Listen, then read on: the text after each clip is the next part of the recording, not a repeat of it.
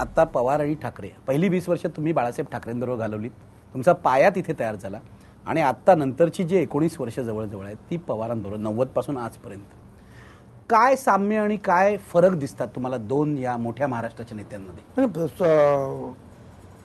साम्य म्हणजे एक की दोघेही जे आहेत महाराष्ट्राचे जे आहेत नेते आहेत, कुठल्याही पक्षात असोत, आणि महाराष्ट्रातले तमाम जनता जे आहेत त्या दोघांना आजही मान देते आहे, मानते आहे.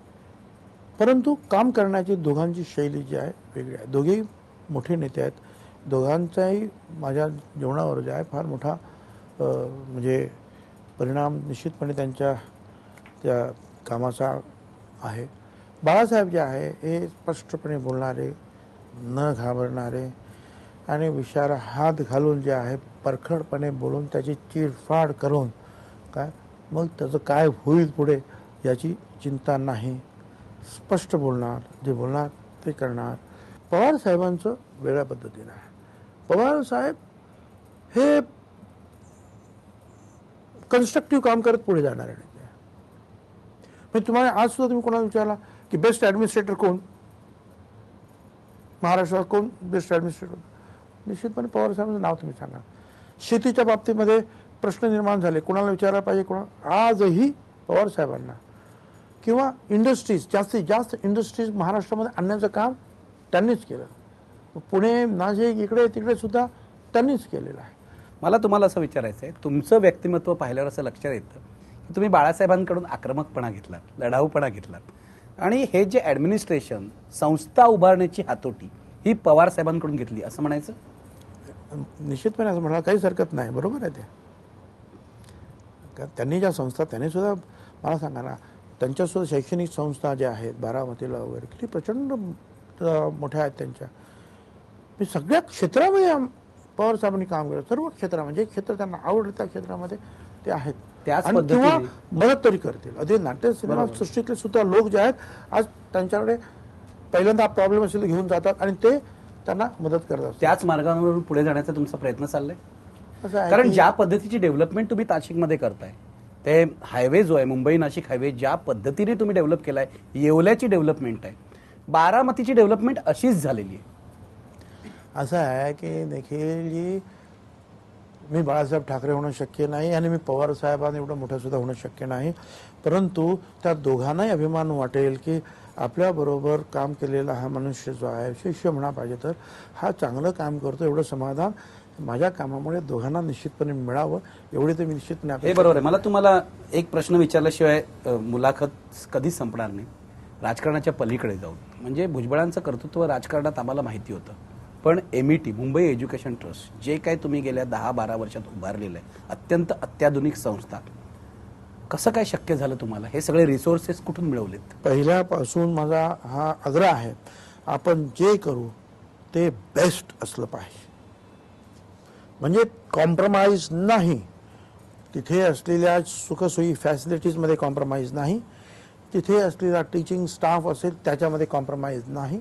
त्याच्यामुळे जे आहे ही संस्था जी आहे नुसती दिसायला सुंदर नाही, तर यातले जे विद्यार्थी जे आहेत हे प्रत्येक वर्षी जे आहेत मेरिटमध्ये असतातच. इथे जागा कमी आहे, पण भुजबळ नॉलेज इन्स्टिट्यूट नाशिकची जी आहे ते मी निश्चितपणे सांगेन की कुठल्याही परदेशी इन्स्टिट्यूटला जे आहे त्या समोर उभं करा आणि आपली जे आहे त्याच्यापेक्षा जे आहे निश्चितांकांवर सरस ठरेल. मला आणखी एक गुपित तुम्हाला विचारायचं आहे की जे पवार साहेबांनाही जमलं नाही, राष्ट्रीय पातळीवर दिल्लीमध्ये जाऊन 1,00,000-2 लाखाचे मेळावे घेणं, बिहारमध्ये जाऊन, राजस्थानमध्ये जाऊन, हे महाराष्ट्रातल्या दुसऱ्या कोणत्या नेत्याला जमलेलं नाही. हे कसं साध्य केलं तुम्ही? समता परिषदेचे आमचे जे कार्यकर्ते जे आहेत ते तिथे तिथल्या लोकांना जाऊन भेटतात, सांगतात आपण असं असं आहे, सगळ्यांनी एकत्र आलं पाहिजे, OBCच्या संदर्भामध्ये आवाज उठवला पाहिजे. मग आमच्यातले काही कार्यकर्ते वेगवेगळ्या तिथल्या जिल्ह्यामध्ये जाऊन अगोदर मीटिंग्स घेतात. मी स्वतः जाऊन मीटिंग घेतो आणि मग एक जाहीर मेळावा घेतो आणि त्यातून जे आहे दिल्लीमध्ये तर सगळ्या देशातून लोक आले. रामलीला मैदान जे आहे पहिल्यांदा आम्ही ते भरवलं.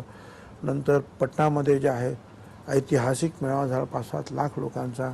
मला शेवटचा प्रश्न तुम्हाला विचारायचा आहे, तुम्हाला मुख्यमंत्री व्हायचं आहे का असं मी विचारणारच नाही, कारण हे अगदी ऑब्व्हियस आहे की तुम्ही आता उपमुख्यमंत्री आहात, नंबर 2 आहात. अशा माणसाला मुख्यमंत्री कधीतरी व्हायचं असतंच. मला तुम्हाला विचारायचं आहे की महाराष्ट्रातल्या आजच्या राजकीय गणितामध्ये तुमच्यामध्ये क्षमता आहे याविषयी कोणी शंका घेत नाही. तुम्ही त्या पद्धतीने काम केलेलं आहे. महाराष्ट्राच्या आजच्या राजकीय गणितामध्ये पुढच्या 5 वर्षात तुम्ही मुख्यमंत्री व्हाल असं तुम्हाला वाटतं का? निश्चितपणे जे आहे मला स्वतःला जे आहे हे होईल असं वाटतं. मी निगेटिव्ह विचार कशाला करू? आणि तुम्हाला कोणी सांगितलं फार कठीण आहे. अशोक चव्हाण मुख्यमंत्री होतील हे तुम्हाला 2 महिन्यापूर्वी कोण बोललं असतं का? हे बरोबरच आहे. अशोक चव्हाण मग ते जर पाहिलं तर इथे तर छगन भुजबळ निश्चितपणे काम केलेलं आहे, काम करतो आहे. आणि प्रत्येकजण जसं तुम्ही सुद्धा एक पत्रकार म्हणून काम केलं, मग एका पत्रकाराचे प्रमुखच तुम्हाला पत्र प्रमुखांनंतर एका युनिट प्रमुख हे सगळं तुम्हाला व्हावंच वाटतं ना मोठं. तसं राजकारणात आलेल्या माणसाला ज्यावेळेला मी नगरसेवक झालो त्याच वेळेला मला वाटलं की मला महापौर व्हायचं आहे, आणि आमदार झालं त्यावेळेला मला वाटलं की मला मुख्यमंत्री व्हायचं आहे. आणि हे जे स्वप्न जे आहे हे पाहायलाच पाहिजे, आणि तरच तुम्ही काम करू शकता. नाही तर तुम्ही थांबाल तिथेच. तुम्ही प्रयत्न करायलाच पाहिजे. त्यासाठी तुम्हाला तुमची जास्तीत जास्त कर्तृत्व जे पणाला लावलं पाहिजे, आणि आपोआपच मग त्या गोष्टी ज्या तुमच्याकडे चालून येतात. आणि म्हणून आपण जास्तीत जास्त काम करायचं, लोकांमध्ये जायचं आणि पक्षाला सांगायचं की मी काम केलं आहे. मग पक्षश्रेष्ठ जो काही निर्णय घ्यायचा तो घेतील. परंतु आपण काही केलंच नाही तर मग कोण निर्णय घेणार आहे? मला सांगा, मुख्यमंत्रीपद मिळवण्यासाठी शिवसेनेशी समझोता करण्याची तुमची तयारी आहे का?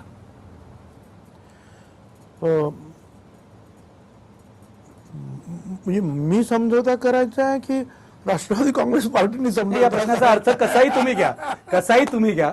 राष्ट्रवादी काँग्रेस शिवसेनेशी समझोता करू शकते किंवा तुम्हीही करू शकता. मुख्यमंत्री पदासाठी राजकारण कसं फिरेल, कसं जाईल काय सांगता येत नाही. या प्रश्नाचा अर्थ कसाही घ्या, पण त्याचं उत्तर द्या. असं आहे की माझा स्वतःचा प्रश्नच येत नाही. मी जर या राष्ट्रवादी काँग्रेस पक्षाचा एक नेता आहे, आणि आज राष्ट्रवादी काँग्रेस पक्ष जो आहे या काँग्रेस पक्षाच्या बरोबर निवडणूक लढवतो आहे. त्या चर्चा सुद्धा सुरू झालेली आहे. त्यामुळे तुम्ही जे म्हणतायत तो प्रश्नच उद्भवत नाही. पण तो प्रश्न उद्भवतो. याचं कारण असं, शिवसेनेने जर राष्ट्रवादीला पाठिंबा दिला, छगन भुजबळ मुख्यमंत्री असतील तर आम्ही पाठिंबा देऊ असं बाळासाहेब ठाकरे म्हणाले, तर तुम्हाला चालणार आहे का? असं आहे की पहिल्यांदा काँग्रेस आणि राष्ट्रवादी काँग्रेस आम्ही एकत्रित निवडणूक लढवत आहोत. आम्ही जर मेजॉरिटीमध्ये आलो तर कुणाचा पाठिंबा घेण्याची आवश्यकता कशी भासेल का आपल्याला? हा प्रश्न मी तुम्हाला विचारतो. नाही भासणार. राष्ट्रवादी काँग्रेसचे जास्त आमदार झाले तर याचा अर्थ मी असा काढतो की राष्ट्रवादी काँग्रेसचे जास्त आमदार निवडून आले तर छगन भुजबळ मुख्यमंत्री पदावर दावा सांगणार. हे बरोबर आहे? म्हणजे अगदी काय फार भांडणार अशातला भाग नाही, पण तुमचा दावा आहे. परंतु आपापलं जे आहे मत जे आहे पक्षश्रेष्ठींपुढे आपण सांगितलं पाहिजे. आपली इच्छा पक्षश्रेष्ठींसमोर सांगितली पाहिजे. पक्षश्रेष्ठी जे आहेत ते निर्णय घेतील, आमदार निर्णय घेतील त्यावेळेला. तोपर्यंत जे आहे आपण त्या दृष्टीनं चांगलं काम करणं एवढंच आपल्या हातामध्ये आहे. बाकी मुख्यमंत्री किंवा एखादं पद मिळणं हे तुम्हाला मगाशी सांगितलं, हे काही सांगू. नारायण राणे मुख्यमंत्री होतील हे कोणाला वाटलं होतं? झाले मग मुख्यमंत्री. हे स्वप्न पाहत जे आहे पुढे जाण्यासाठी प्रयत्न केले पाहिजेत. आपण जर ते केलं नाही तर आहात तिथंच आपण थांबणार आहोत आणि संपणार आहोत. शेवटी मी इतकंच म्हणेन, छगन भुजबळ एक फायटर आहेत. त्यांनी आजपर्यंत मनात जे घेतलं ते सगळं मिळवलेलं आहे. प्रतिकूल परिस्थितीवर मात केलेली आहे. महाराष्ट्राचे मुख्यमंत्री सुद्धा ते राजकारणाची गणितं जर योग्य ठरली तर निश्चितपणे होतील असं आज इथे म्हणायला मला काहीही पुढे मागे बघावं वाटत नाही. छगन भुजबळ महाराष्ट्राचे भावी मुख्यमंत्री आहेत असं मी आज इथे म्हणू शकतो. धन्यवाद.